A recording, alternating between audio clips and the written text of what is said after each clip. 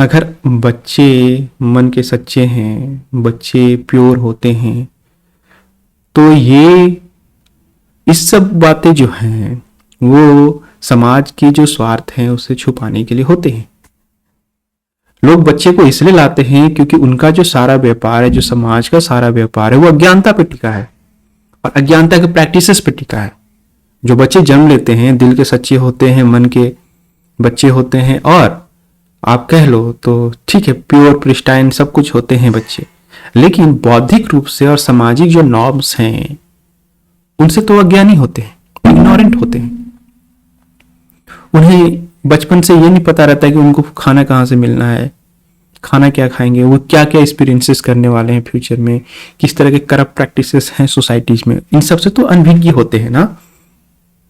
तो उनका एक इग्नोरेंस है, तो वो इग्नोरेंस वैल्यू क्रिएट करता है बिजनेस, व्यापार, पूरे समाज का व्यापार है ना, और उसी से ये समाज चलता है।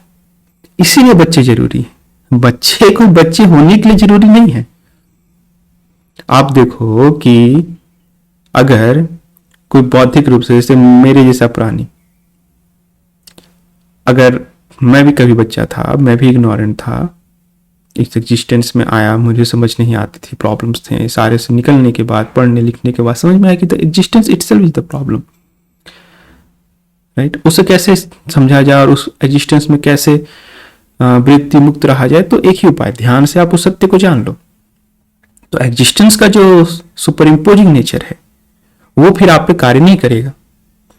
You are free from the existential fears, ठीक है। तो ये जो एग्जिस्टेंशियल फियर आपको दिया जाता है, जो इसमें इग्नोरेंस फैक्टर है, वो कहां से आ रहा है? वो आ रहा है सोसाइटी से, वो आ रहे हैं उन लोगों से जो इग्नोरेंट को हमेशा सोसाइटी में चाहते हैं, है ना। They are not improving. एक सिग्नलेशनल वैल्यू अगर कहो, सभ्यता की एक वैल्यू है, तो सभ्यता की जो वैल्यू है वो भी तो at the point ending values है, वो कोई लिबरेटिंग वैल्यूज नहीं है। क्योंकि लिबरेटिंग वैल्यूज ही तो होता है liberations from all forms of communications, है ना। जितने भी कम्युनिकेशंस है उससे ही लिबरेशंस, क्योंकि हम जब किसी से कम्युनिकेट कर रहे हैं तो the moment what you are doing, you are creating a dependency. आप एक डिपेंडेंट वेरिएबल्स को वहां पे इंप्रूव कर रहे हो ना। क्या करने की कोशिश कर रहे हो आप? You are trying to show that you are dependent, right.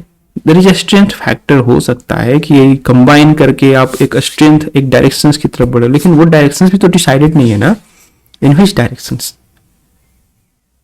Existence is not for the direction itself, existence is for diversity. Okay, diversity manifest. जैसे आपने सुना कि ये ब्रह्मांड फैल रहा है, ठीक, तो डाइवर्सिटी शुड बी देयर, तभी तो फैल रहा है। अगर सेम कंपोनेंट्स होंगे उससे कैसे फैलेंगे? फैलाव होगा नहीं, क्योंकि उसमें एक स्टेबिलिटी रहती है। यूनिफॉर्मिटी में एक स्टेबिलिटी है, तो there is no expansion with that. तो पूरा जो व्यापार है वो इग्नोरेंस का ही तो है व्यापार। और बच्चे को इसलिए जन्म दिया जाता है क्योंकि उसमें इग्नोरेंट कंपोनेंट होता है, अज्ञानता के तत्व है।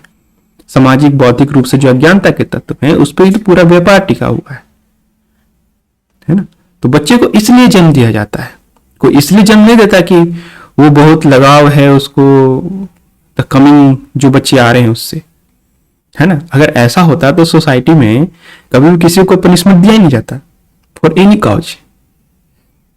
किसी भी चीजों के लिए पनिशमेंट का फिर प्रोविजंस क्यों है? सोचने वाली बात है कि अगर आप प्रेम कर रहे हैं उस व्यक्ति से जिसका अभी व्यक्तित्व बना नहीं, और you are defining the love in that manner, जैसे बच्चे आएंगे उनका व्यक्तित्व विकसित होगा, फिर वो किस प्रवृत्ति के होंगे, राइट, ये ना। तो आप उससे प्रेम करेंगे या नहीं करेंगे, इट्स अ लेटर मैटर, बाद की बातें हैं, राइट।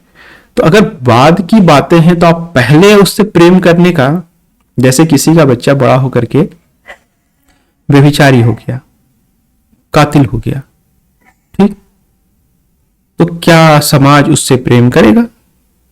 नहीं करेगा। They will create the punishment provisions for them, है ना, ठीक है।